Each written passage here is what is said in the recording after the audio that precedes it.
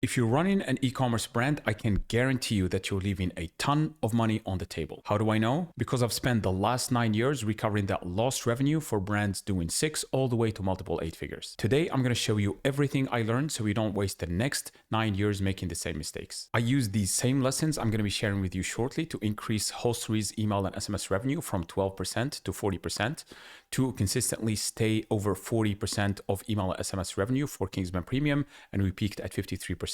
And to 7x the email revenue for Fluoro Store in just a couple of months. So let's get into it. The first and most important thing is don't ignore deliverability. If your emails are not hitting the main inbox, then literally nothing else matters. It doesn't matter if you have the best products. It doesn't matter if you have the best offer, the best designed emails. If they are not reaching the main inbox, they are going maybe in the promotions tab or the spam folder, then you're literally just wasting money. And imagine this scenario number one, when you are sending an email to 10K subscribers. These are two examples for two different brands.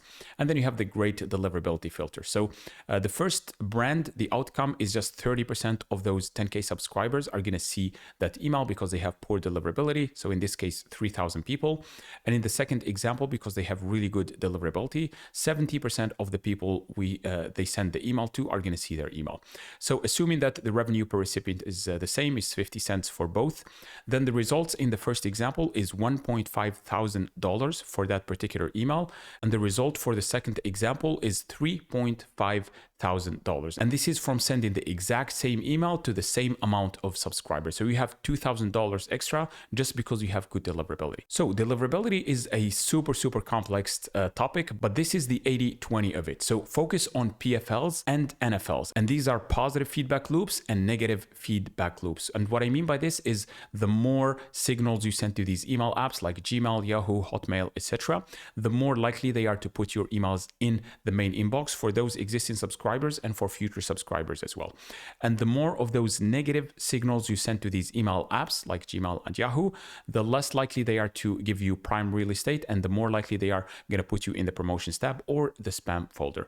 So what are these positive and negative PFLs basically and NFLs? So positive, if your open rate is above 33%, click rate is above 1% or 1.2%, bounce rate is below 1%, this is very important, and subscribe rate is below 0.3%, and the spam complaint rate is below 0.01%. So if you have these metrics, then it means that you are sending positive signals to these email apps, and they will give you good deliverability. However, if your open rate is below 33%, click rate is significantly below 1% or 1.2%, bounce rate is higher than 1%, this is very dangerous. That's why we exclude all the bounces from our sends, and subscribe rate is above 0.3% and spam complaint rate is above 0.01%, then this becomes dangerous. This basically sends negative signals to these email apps, and they are more likely to either ignore your emails or put them in the promotions tab or the spam folder. So this is the simplest way to think about it. And if you'd like an in-depth full guide about email deliverability, then click on that link in the description to get it for free. The second most important lever is lead volume is your highest leverage. And this is literally the highest lever that you can pull to generate more revenue, because the more volume of leads and subscribers coming through the funnel, the more revenue you'll be able to generate, obviously as long as these leads are qualified. So we can see here two different examples. The first one is a brand without lead capture, so they are not capturing subscribers or leads. So they send website traffic, let's say directly from ads, standard 3% conversion rate. Then let's say they have a 2.5x ROAS on their ads. Now with a brand that has a lead capture, so they are sending the same amount of traffic via ads, but now instead of directly converting 3%, they are converting 10 to 15% into subscribers first, okay? And then they putting them into nurture sequence. So let's say the welcome flow and the rest of the flows as well. So the people who have high intent, those 3% who were about to buy anyway, they will basically go ahead and buy. But now we have an advantage of trying to convert those people who are still on the fence and they are not sure. So they go through the welcome flow, they see our unique selling propositions, why are we superior to the competitors, some basically the mission and vision of the brand, some social proof, authority, etc. And that will help basically convert those people who are still on the fence. So first-time customers increase in immediate ROAS instead of 2.5x because you send them directly without any lead capture. You will be able to convert more of those on-the-fence people. So the ROAS goes up to 3x. And also you will increase your conversion rate because you are converting more of your traffic that you spent money acquiring, basically. And increasing AOV as well if you are using this strategically and trying to get a higher average order value through bundles or kits or something like that. Then you have the post-purchase and loyalty automations plus the consistent campaigns that you are sending to your list. That will result in repeat customers. And what that will do is to increase your customer lifetime value plus the profit margins, because now instead of just converting a customer once, you are able to get them back to your store, convert them a second time, third time, and get them to become a repeat or lifetime customer, hopefully. So that will increase your long-term return on advertising spend to 4x. That will make your ads even more profitable because you spend the money once on sending that visitor to your website, and then you capture them, got the first sale, second sale, etc. So you extracted more value out of every single paid visitor that you drove to your website. And now you are able to afford to spend more at the top of the funnel to scale faster. So this will make you very, very competitive and it will make you more profitable. So for a step-by-step guide on how to get more email and SMS subscribers than you know what to do with, click on the link in the description to get it for free. The third most important thing is automation. So these flows are the closest thing to passive income if such a thing existed. These could contribute to maybe 20 to 25% of your total revenue. So if you're doing 100,000 a month, 20 to 25,000, even sometimes more of that will be coming from these automations. And yeah, some brands, for example, they set them and forget them. For us, we like to revisit them and try to optimize them on a monthly basis.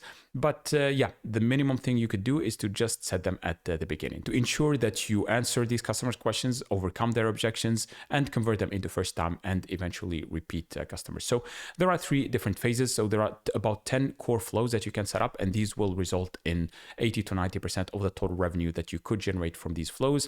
Pre-purchase, before someone places an order; post-purchase, when someone places an order; and loyalty, when someone places multiple orders with you. So there is the welcome flow, site abandonment, browse abandonment, cart abandonment, checkout abandonment. So these are the ones that we like to set up first because they result in a big chunk of that potential flow revenue. Then you have the post-purchase. You have post-purchase review request. So we really like to get as many reviews as possible because we use some form of social proof in about 70 to 80% of the emails that we send. So these are very important. Cross-sell, upsell, try to basically increase the immediate average order value or immediate customer lifetime value. And then you have the replenishment and win back. So reminders to try to get people to place a second and third order with you. And then you have the loyalty. This is for loyal customers. You can send them birthday, purchase anniversary flows, some VIP ascension. For example, if someone places 3 orders with you, then they immediately receive an email saying, hey, by the way, you are 1 order away from getting to VIP status where you can unlock exclusive gifts or something like that, or access to limited drops. And yeah, people are more likely to place even another order to get access to those.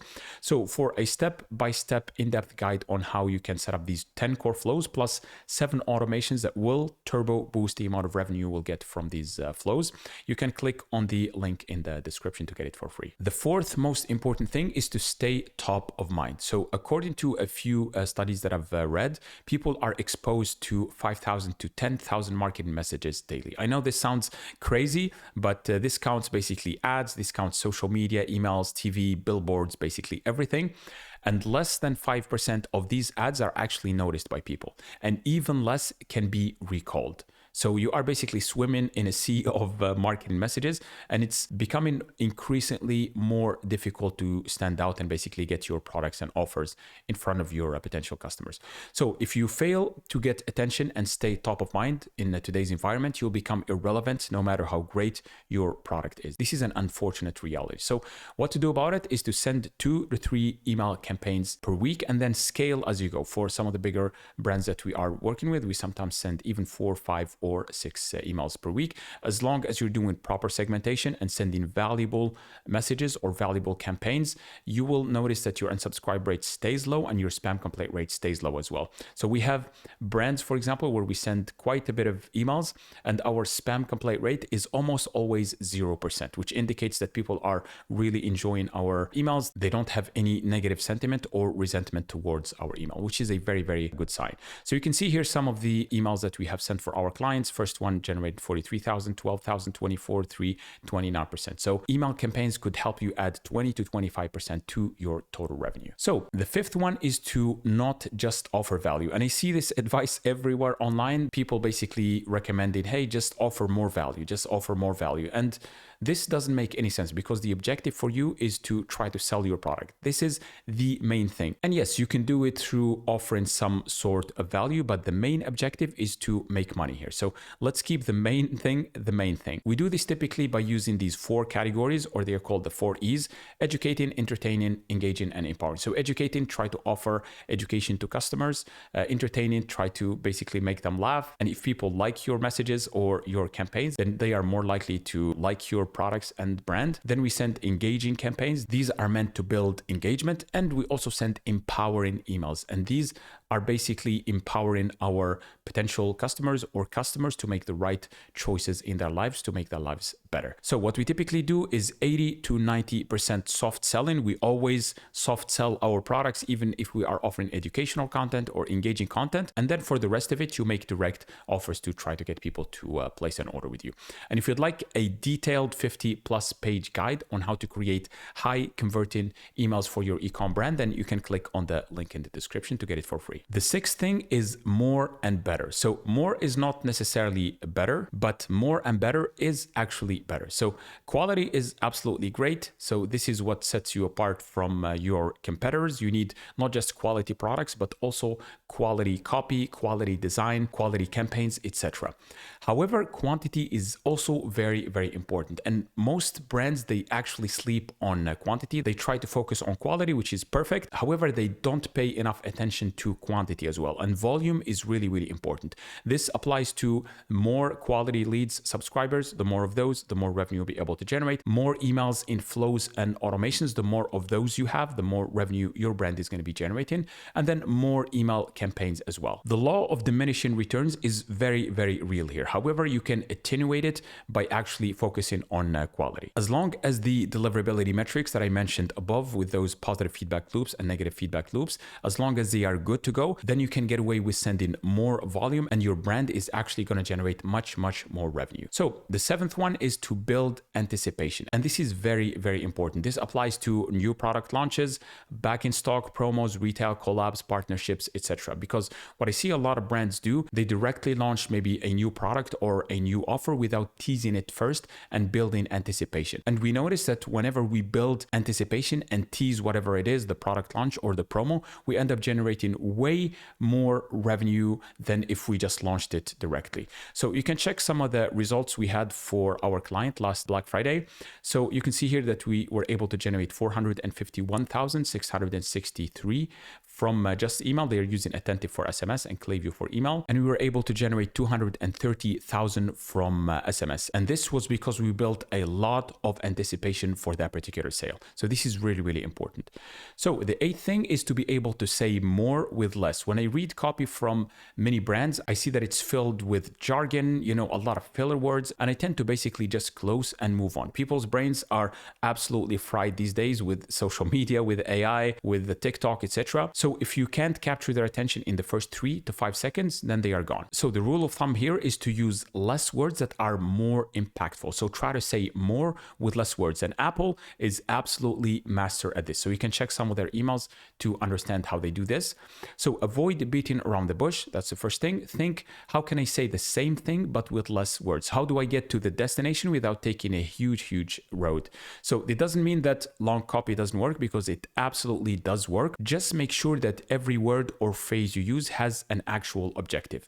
And you can see here a couple examples from some of my favorite brands. So the first one, Grasa, one of my favorite email programs ever. So they use very quick and digestible copy. This is for the taglines, maybe some text here, very snappy CTAs. And they use a lot of visuals to say more with no words at all, because language evolved much, much later and our brains can process visuals, I believe 60,000 times faster than words. So whenever you can use visuals to basically explain something without using words, that works way, way better than actually using words.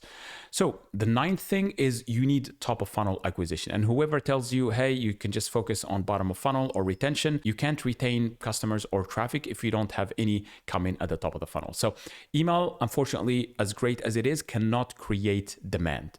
If you don't have a reliable way of consistently generating quality top of funnel traffic, attention at the top, then email is not gonna work for you, despite what many email agencies are gonna tell you.